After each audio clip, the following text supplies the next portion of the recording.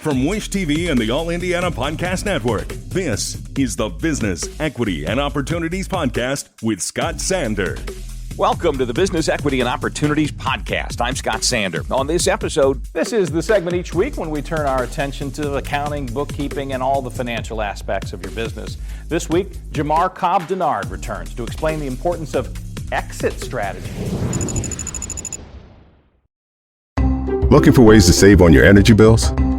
AES Indiana has you covered. From smart thermostats to home energy assessments, we offer simple solutions to keep your home comfortable and your costs down.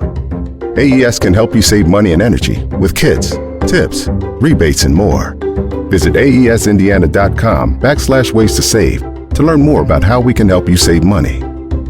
AES Indiana, helping you discover real ways to save. Every business is unique and has a target audience. If you own or manage a business, Circulus Digital Media can help you connect and grow your customer base with turnkey digital solutions that are nimble, offering best-in-class results, service, and support to reach a bigger customer base, allowing you to pinpoint a specific audience down to the smallest details. Get outside the city, the state, span the globe. Put Circulus Digital Media to work for you. Get started now at circulusdigital.com. That's circulusdigital.com. I'm Jamar Cobb-Dennard, and I'm an attorney and business broker, and we're here today at the Indiana CPA Society. And what are we going to be talking about today? Today we're going to talk about how to exit a business. Many people don't start with the end in mind, and that's an old Stephen Covey adage, to begin with the end in mind.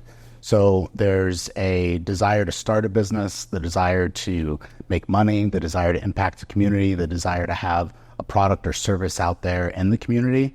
But how does somebody effectively get out of that business and also get value out of the time that they were actually building and working on that business and making an impact? Well, there's a few quick tips that we can discuss that actually help somebody begin with the end in mind in terms of exiting that business and doing so in a way that brings them value and also cash when they actually exit that business. So a few things to consider is how much money somebody would actually want to have in the bank or from the transaction when they're selling that company. That could be for retirement, regardless of what age they are, but let's say it's 55 or 65 and they want to retire and have that nest egg for the next 5, 10, 15, 20 years. Or it can be somebody who, let's say they're in their 40s, they've been in their business for 20 years and they just want to do something else, spend time with their family, start a new project, etc. So with that, business owners and professionals need to think about how much cash they need in the bank and from that transaction of the business when they actually leave at that point. And that's the starting point. We'll talk about valuation in just a moment, but you have to have the value at the end to be able to cash out and do well for your exit plan. Next is, do you have the right people in place? Are there general managers or senior managers that can take over the business, whether somebody buys it and you're selling it, or whether you're doing some sort of employee stock ownership program and selling the business to internal employees?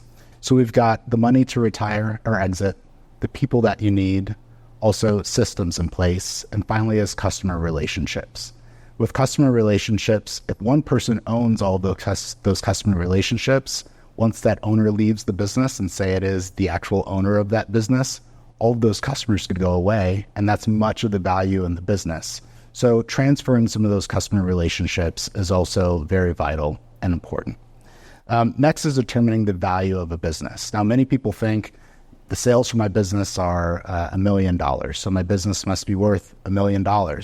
Now, that's true in a couple of scenarios, and it's true in CPA firms especially, but most businesses are valued on the amount of profit they produce per year. And then you multiply that amount of profit, generally with small businesses, by 1 to 4 times. So for example, somebody has $1 million business, they profit $100,000 in that year. So their business, let's say it's 4 times whatever the profit was, could be worth $400,000. So instead of thinking I do $1 million in sales, the business is worth $1 million, it's actually worth less, but it's still a multiple of what the actual profit of the business is. Finally is preparation. We talked about financial preparation, but also there are physical, qualitative, and quantitative preparations, people, systems, profit, financial reporting, tax reporting, etc. All those things need to be in line for somebody to successfully exit a business.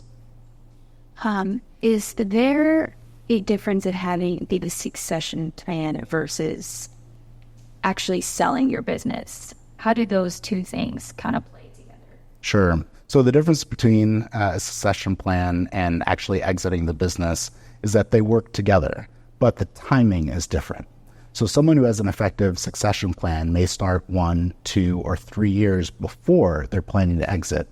And that's actually one of the most important pieces of successfully exiting is planning 1, 2, or 3 years prior to the actual exit, so that when it comes time to exit, the systems, people, finances, etc., are all in place so that the person selling gets maximum value for that business.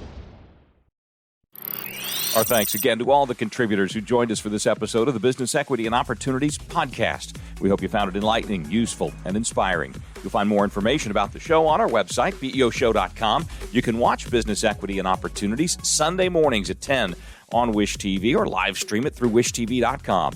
Each week we provide 7 full segments with topics ranging from how to get started and how to access capital to the day-to-day running of your business and questions about accounting and bookkeeping. We feature business news and trends and always share a success story from one of our contributors. Join us next time for more insights into the world of small business. Be sure to sign up for our Business Equity and Opportunities newsletter to get even more valuable, up-to-date information. And if you have any questions or you'd like to be part of our show, please email us. The address is beo@wishtv.com. We'd love to hear from you. I'm Scott Sander. Thanks for listening.